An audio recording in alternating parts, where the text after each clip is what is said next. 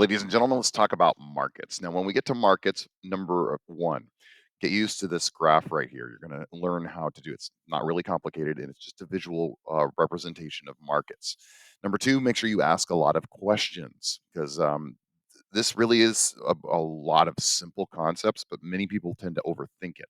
And number three, practice, practice, practice. When you deal with supply and demand, a lot of people it clicks once you just kind of practice shifting curves, moving curves, talking about theory.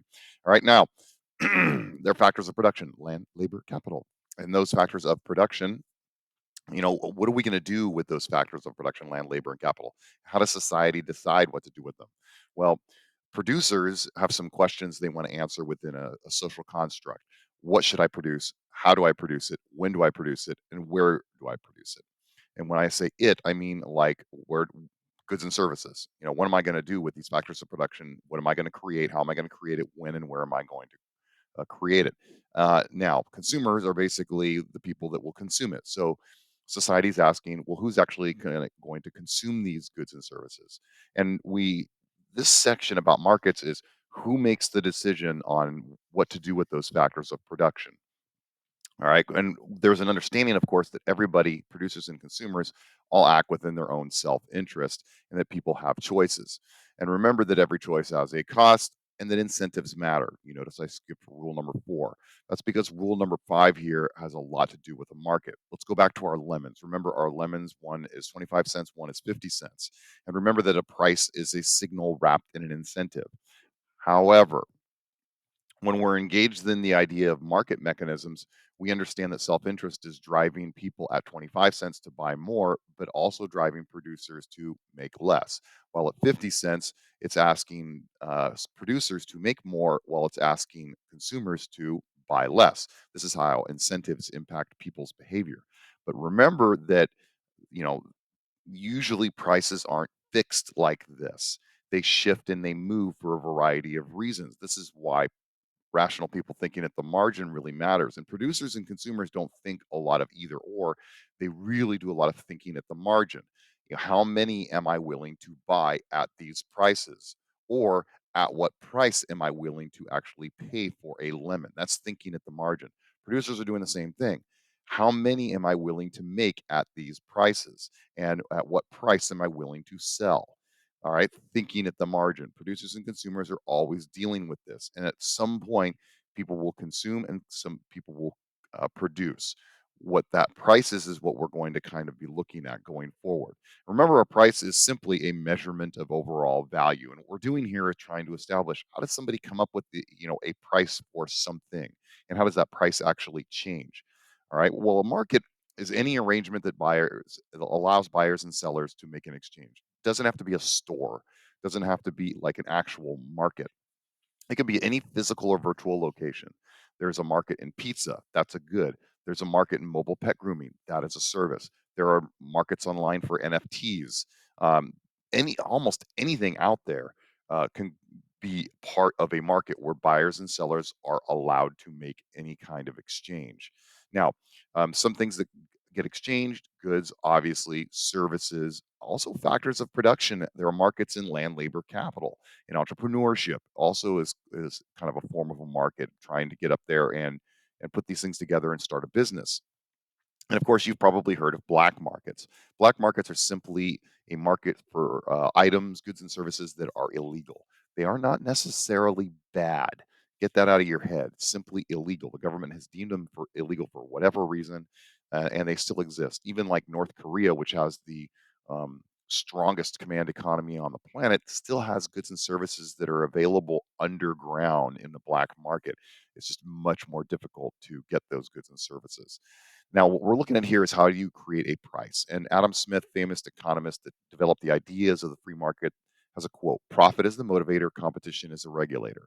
Basically, businesses want the prices as high as possible, but there'll be a different business that'll jump in and create a regulation of that price by jumping in the market and saying, I can probably produce that for a little cheaper. Okay. Remember that profit is money gained after a business pays off its costs. Okay? It's the good stuff that every business wants. And competition is the struggle between producers for the dollars of consumers. More competition in the market, the more prices will start to drop down and regulate. This is why we don't want monopolies, and this is the downside of a free market is the possibility of a business becoming a monopolistic power within a market. Supply and demand is an essential component of understanding markets. When we talk about demand, we think in the mind of the buyer or the consumer. This is really easy for a lot of people to understand because they naturally are buyers and consumers of goods and services. Supply is a little bit more difficult, but you got because you have to put yourself in the head of the seller or the producer. So when we talk about demand, we're talking about buyers. When we're talking about supply, we're talking about sellers. Now, these buyers and sellers all have goals. Buyers want goods and services at a zero price. If you can get something at no financial cost, you're going to do it. You'll buy for zero. Okay.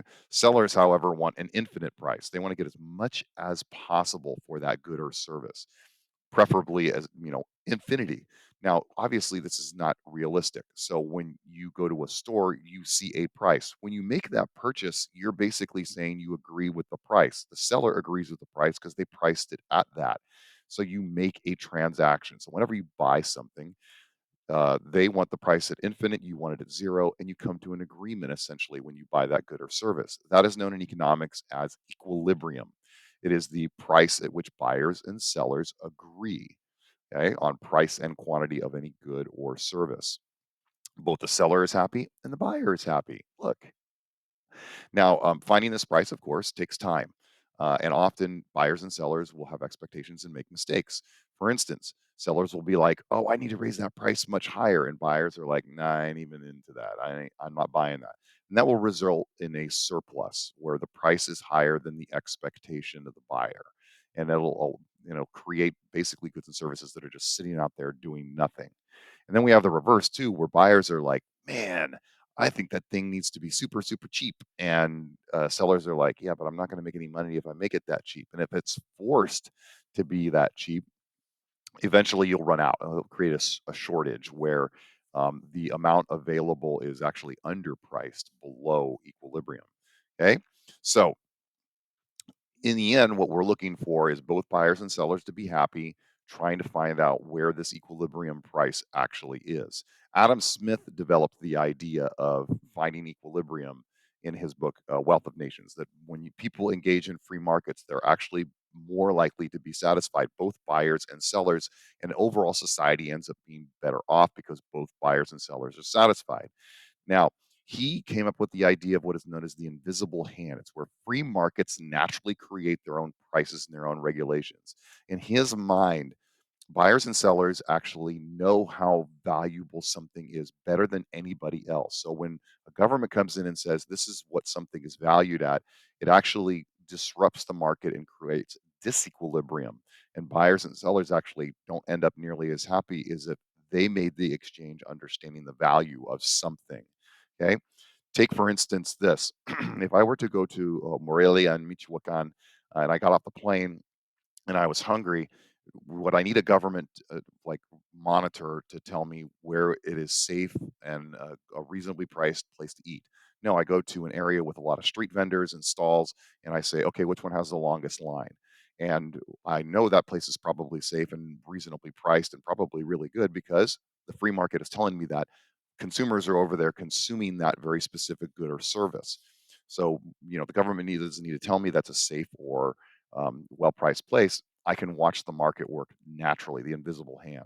Remember, yes, there's regulations of safety on airplanes, but the primary reason that airplanes don't crash into the ground is the invisible hand. That company wants to make money, and ultimately, it's not going to make money if the plane crashes into the ground, resulting in people saying, I don't want to fly anymore. So the invisible hand's at work. All right. And so in his idea, this idea of self-interest and competition, what it creates is rewards that produced for efficient buyers and consumers. They're both happy, and it results in goods society wants, quantity society wants, prices society is willing and able to pay because they'll come to an agreement on the transaction at equilibrium and normal profits. Now, that's obviously always controversial because what is a normal profit? Well, if people demand a good or service a lot, that company is probably going to make a lot of money, and that might irritate people, but It's just a simple idea of supply and demand. Now, ultimately, the what we have here in society is who decides the economic questions of what to make, how to make, when to make, where to make, and who will consume. And we'll get into these debates about should government do it, regarding factors of production. This is the idea of socialism, or should the market do it with consumers and producers? That is the idea of capitalism. And people like discuss, do free markets create high prices and inequality? Well, it can, but it's often distorted. Take healthcare. So what makes prices go so high in healthcare? Well, part of it is demand, and that's the free market. We are an obese society. We have a lot of drug and alcohol problems, accidents, homicides, those kinds of things. That creates a high price in healthcare. But we also have the supply that's constrained by the government. It's not a free market. Doctors in this country have to basically take 12 years to get their medical license. In Western Europe, it's 6. Most residencies start when people are 20 years old. So it constricts the supply of doctors. We have immigration laws that prevent doctors from coming in from other countries. This is all government doing this. That's government manipulating labor. Clinics in California are very hard to build because of environmental laws and land use laws and zoning. That's government using, land. And of course, drugs. Drug pharmaceutical prices are very high, but it's not because of the free market, because we don't allow for the import of drugs from other countries. Baby formula 2 years ago went gone off of shelves, not because the companies were greedy, but because the US has import laws against baby formula. So high prices and inequality can be both government and the free market. And remember, rational people think at the margin. So what we're going to be looking at as we look at markets is how much should the government decide what to do with factors of production, and how much the free market should decide what to do with factors of production.